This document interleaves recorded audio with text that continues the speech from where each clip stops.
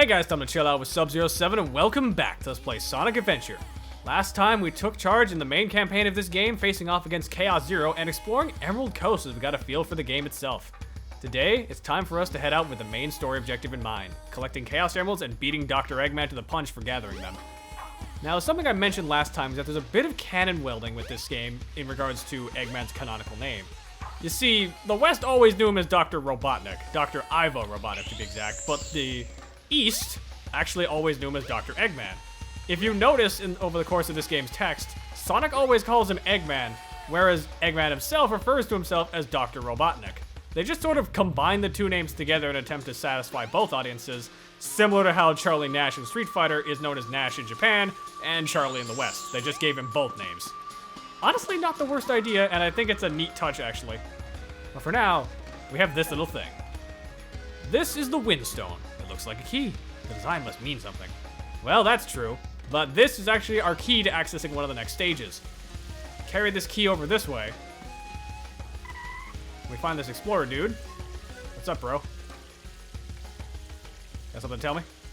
I saw this weird plate in the cave, and scrawled on it, in ancient writing, was the word wind.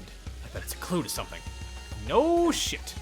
I'm gonna take this, and head over this way to find the exact template that he's looking for. Pop this bad boy down right here, and the key is floating,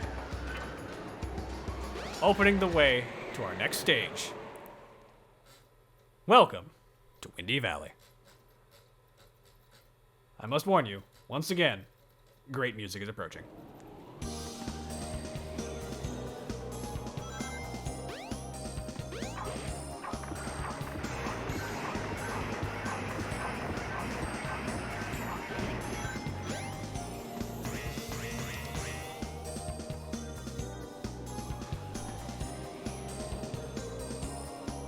The wind is making an invisible path. Don't be afraid. Go through the gate. That's what a lot of people have told me, magical voice. I don't know how much I believe you. Anyway, checkpoint. Simply run through it and you're automatically saving your progress in case you die. But that invisible path turns out to be real.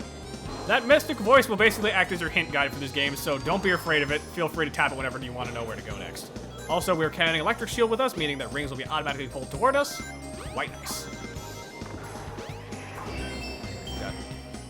Another extra life for our troubles, but we also see the wind is kind of picking up.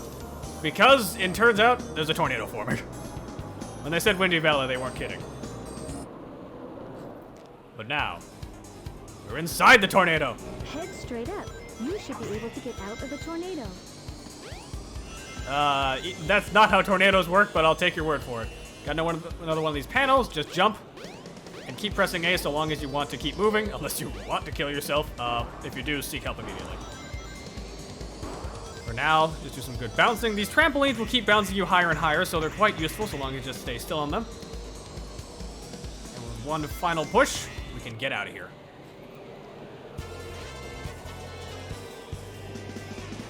We stick the landing. And get some even better music. Like, Windy Valley's got such a good piece of soundtrack associated with it. Ow, and I ruined it with speed shoes. God damn it. Well, regardless, we're going fast. Let's go. This place looks crazy for a 3D game in 1998, though. Like, there's so much going on here. Like, this is a very impressively sized stage. Nice. And we get the music back. Rockets here. Just grab onto them, and they'll take you to certain locations. And now we just get to zoom downwards. A common complaint people kind of try to levy against this game is that Adventure 1 and to an extent Adventure 2 have a lot of just straight line platforming where it's just holding forward. I kind of don't see this as a big deal because what was the big issue with that? Like, you just don't like the fact there's spectacle to it?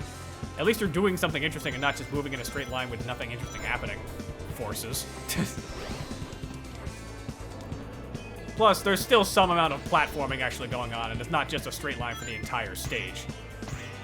Because that was an issue that a lot of later 3D Sonic games seem to run into for some reason. Once again, forces. I'm not going to try and rag on 3D Sonic too much because it's been through a lot of shit. More bad than good, but I enjoy Adventure 1 and 2, so I think we'll be having a good time with this. Plus, I think Adventure 1 and 2, in a lot of ways, nail what makes 2D Sonic fun as well. Just a lot of alternate pathways, good spectacle, and a good amount of memorable locations. And of course, the music being 10 out of 10. Run along the invisible wind paths. Before we grab that emerald, though, let's just grab this real fast for good luck. 10 more rings. Yes. And we got ourselves an emerald. And my quills are vibrating. You okay there, bud? Sonic. Sonic. Are you okay? Buster Wolf? Not bad.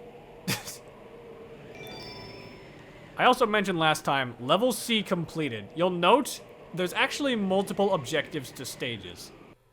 In the event that we go back inside of Windy Valley, the objective will actually be slightly different. This happens for up to 3 times per stage visit.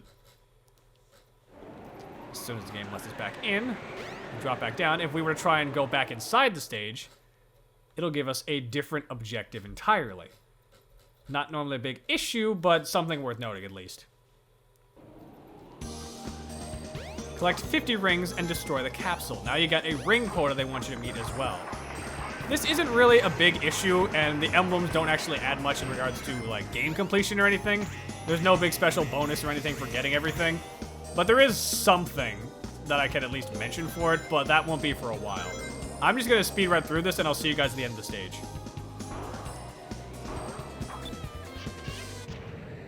Yes.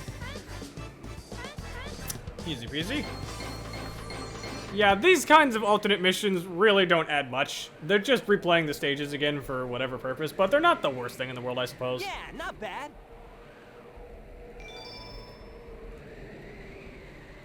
Plus, they do add to your emblem count, I guess.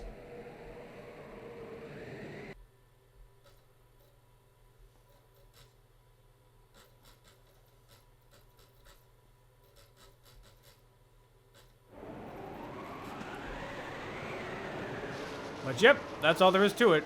A is really not much different. A is basically just time trial, but it's not that big of a deal because you can breeze by most stages really fast. But that being said, the game doesn't really point you in a direction for where to go next. Will be departing soon. However, through process of elimination, or just simply asking the mystical floating bubble here, Go to Station Square. You may find something. you will get pointed in your right direction. The game is willing to give you a hint if you get lost, so if you don't know what you're doing, consult the magical red bubble. It is your friend after all. So back to Station Square we go, which means back to great music. Implying we left it is. Sorry if you noticed the cough as well. I've been recently was sick with COVID, and that cough has been lingering for a while. I'm fine now, but it was annoying when it was around. Ugh. One thing is certain though, fuck COVID. I think I can say that quite wholeheartedly, and no one will disagree with me. And if you do disagree with me, what the fuck's wrong with you? Why are you defending a virus? I believe if we head over this way, there's a hidden emblem as well that we can just grab right now. Easy peasy, and one for the collection. Walk outside, and we notice there's actually a few other things around here. There's a place Including the somewhere magical in bubble. the city where you can go down into the sewer. Sewer, huh? Well, there's a few different places, but we can check the sewer right over here. Though it looks like this, whatever it is, we can't reach. No matter how high we jump, we just don't have jump good enough. Unfortunate. It's also worth noting, if you stay in this water too long, the drowning timer will actually start because Sonic has fully submerged himself. So maybe be careful about that. That being said, we can easily head over this way to the other part of Station Square, because this place is big. Taxi. Yeah, there's a few different sections to each adventure field, and there's actually some pretty fun secrets hidden around here if you look carefully. I'm not going to say what exactly, because there's a couple things we're going to be exploring as we go, but we do have this spot that we can just drop down into. Now we've made it to the sewer system, and since we got that good jump, we can easily reach above here to find something important for ourselves. This. Adventure 1 was the first in the series for introducing power-ups for our characters. Permanent upgrades, in a way. And these bad boys are a new pair of kicks. Now you've got light speed shoes. Press and hold the action button to store up power. Once you have enough power, release the button and you can do the light speed dash. The light speed dash lets you race toward rings at light speed. As long as there's a trail of rings, you can go just about anywhere. Now, it's worth noting, I haven't really touched on what the action button is. That's B. Hold B, you roll up in a Use ball left for the dash spin attack. To run along the paths of rings. Hold the action button and let go when you have enough power. As she says, keep holding this. Once we're fully charged, we'll be illuminated in blue. And find a path of rings. And we fail instantly. The ring dash, or lightspeed dash, is a bit finicky in Adventure 1. It's not the end of the world, but it's not the best at times. Sometimes it just kind of likes to misbehave. But it usually doesn't become an issue, so we can easily just get out. It's also worth noting, we actually wound up in, I believe, a sort of fancy shop, where we find this fancy-looking gold object that you can pick up. However, the gate closes if you try and take it, so maybe don't take what you can't afford. Nice try, Sonic. Keep that spot in mind, though. We'll be back. We're not done here, though. There's actually one other upgrade that we can get, though it is optional. Oh, car! Trying not to get hit by traffic, Sonic. It's really not healthy. Head back inside the hotel over here, though. And we got something we can pick up.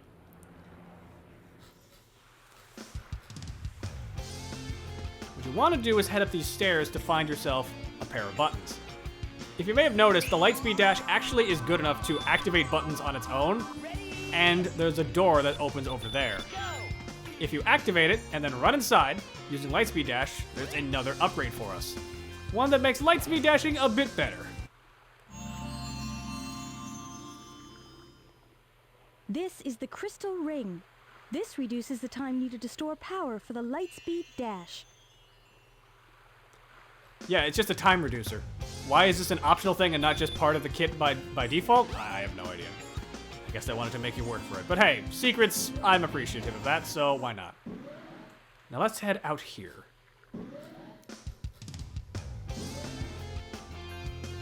Because we've got another stage we can access.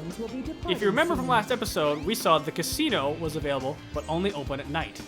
The doors are closed currently, but there's a way to open it. Casinopolis is now open, but the only way in is closed. Sorry. I disagree with that. We got another button right here that if we activate with the lightspeed dash, makes a trail of rings appear that we focus on and hit the button up top, which actually opens the door. Time for another stage.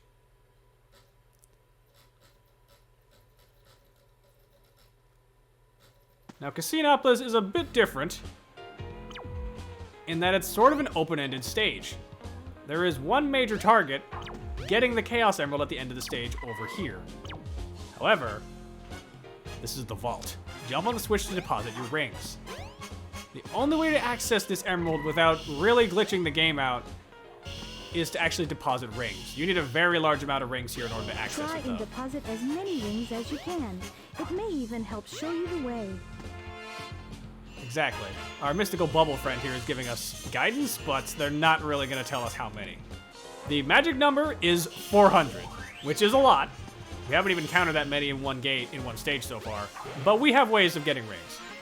You can hit the slot machines for some, but that's not going to give you much. The real money is in one other method. You know it. You love it. Let's play the slots. And by the slots, I of course mean pinball. It's time for pinball! Now why is it this and not the slots? Probably because they don't want to get in trouble with letting kids play gambling. 3 knuckles in a row, we get the Shining K, which gives us a lot of rings. We're playing by classic pinball rules, so we get 3 balls, 2 in storage. And we're basically just trying to match up 3 of a kind. This is not the only pinball table as well. There's actually a second one we could access at any time. Assuming we can get over there, that is. Come on. What the? Oh. Now, unfortunately, the pinball flippers can be a little bit glitchy, so that can happen at times. Bit unfortunate, but what can you do? That being said, there is also a benefit in a way to not getting many rings from this. And also try to avoid getting Eggman because that actually spells doom for you. Plus, we at least get to listen to sweet jazz.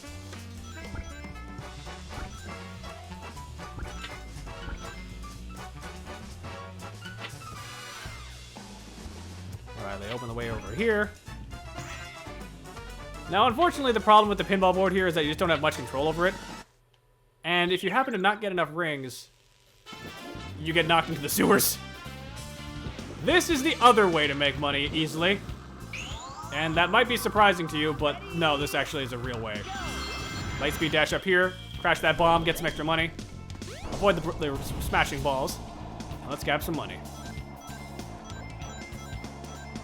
There's a few different spots to grab rings around here, but your best bet is going into the sewers. Because as it turns out, people apparently throw money away in this casino. They must be really fucking rich if they're just gonna throw away their cash, though. You can actually run back up here to grab the bubbles you miss, so by all means, do it. There's no penalty to that, unless you really are upset by the fact you're not moving fast enough.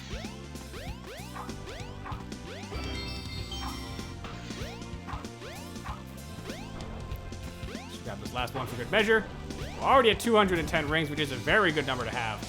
So the magic number, as I mentioned, is 400. So don't be discouraged if you don't have that many right off the bat. It's a lot of rings to get. Now be careful though, because there are spike balls around here, and touching them will make you lose all your rings. If Sonic loses rings, he only carries a max of 20 that you can pick up. Now we're gonna play this a bit safe.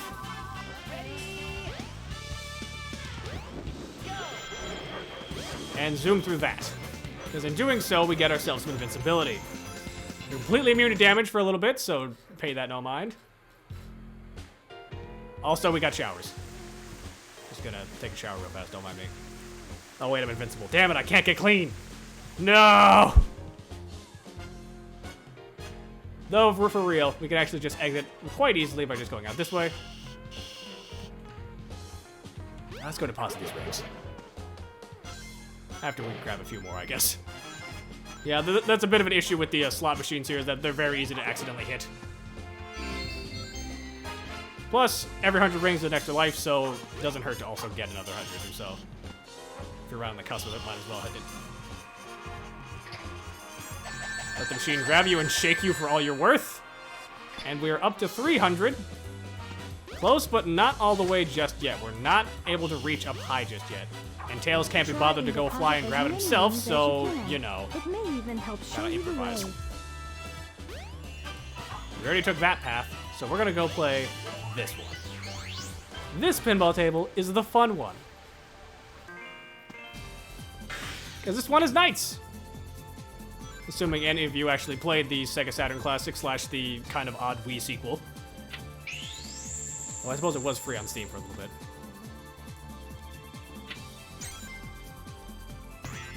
Now, this board works very differently. Like, there's actually kind of a lot going on here that's a bit hard to explain. There's a weird card system where if you match up certain cards in certain ways, you get a ton of rings from it. Like, there's a lot that actually goes into this particular board, and it's really hard to fully explain. Because, like, there's a load of different cards, a ton of different combinations that influence what you actually get for payouts, and depending on what you get, you can get a bunch of other things.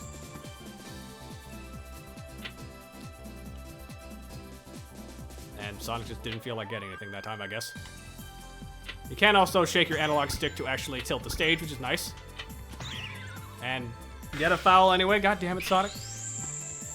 But if we actually manage to get back here, we actually get access to the second half of this area. This place is super trippy, but you can actually grab cards way easier here. Come on. Sonic, I need you to work with me here. There we go. And if we actually go through here, we actually get to hang out in a way, Knights' world. Because, yeah, this is straight up one of the stages from Knights. How's it going, bud? If you've never played Knights into Dreams, it's actually a super good game. It's super trippy, though, but it is fun.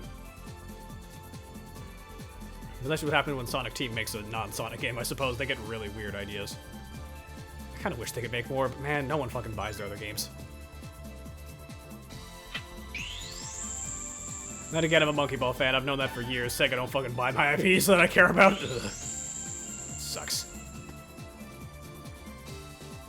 Well, I guess if you're hee-hee, funny, ha-ha Japanese, man, but yeah. I got mixed feelings about that series anyway. We need 100 rings in order to hit our quota, and we just did, so we can bail. We could keep playing this board, but I think we're going to actually just pass it here because we might as well get out of here. Get me the heck out of this place. Now, since we hit at least 100, it spits us back out here in the main lobby. If we didn't have 100, that's where it would actually have crashed into things. Also, you may notice there's some sort of construction going on with, like, golden feet, Sonic feet. That'll actually become important later. I can't quite explain why right now, but those will be important to us another time. For now, let's see if we can't just go and deposit the last of our rings. Now, one thing I've never been willing to try out, but would be curious about, I wonder what happens if you get all 400 rings and then go kill yourself. Do the rings stay there? I don't know this for certain, and I have no idea if this is like an actual thing or not. I would assume no, but if someone was crazy enough to try that, I'd need to know. But I could, I guess, look it up to see if someone has tried it. But that is our second emerald. So now we got 2. Yeah, not We're bad. actually even better than we were off before. Suck it, Eggman.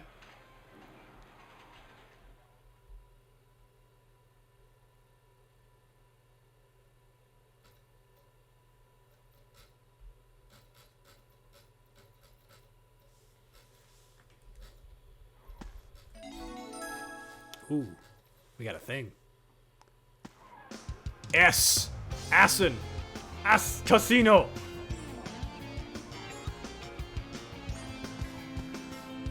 Yeah. Hey. Oh no, the Chaos Emerald. Oh, no, you don't. Oh, he did fart on us. Bastard. Eggman. I'll be honest, Eggman's kind of smart in Adventure 1. Usually he makes some really stupid mechs and always has a plan blow up in his face, but he brought sleeping gas with him this time.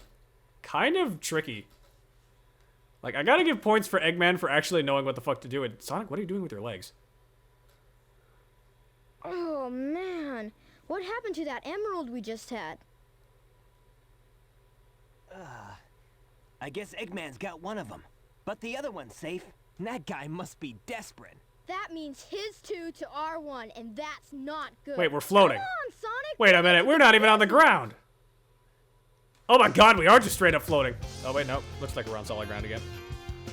That was a weird angle. But yeah, Eggman, pretty smart tactic just to wait until we walked out and then gassing us to knock us out and steal one of the emeralds. But he didn't know we had 2 of them, so we still got 1. I think, no, for now, we're gonna call it here. Next time, let's play Sonic Adventure. We're gonna see what that other key that dropped was all about and see if we can find a way to utilize it to our full potential.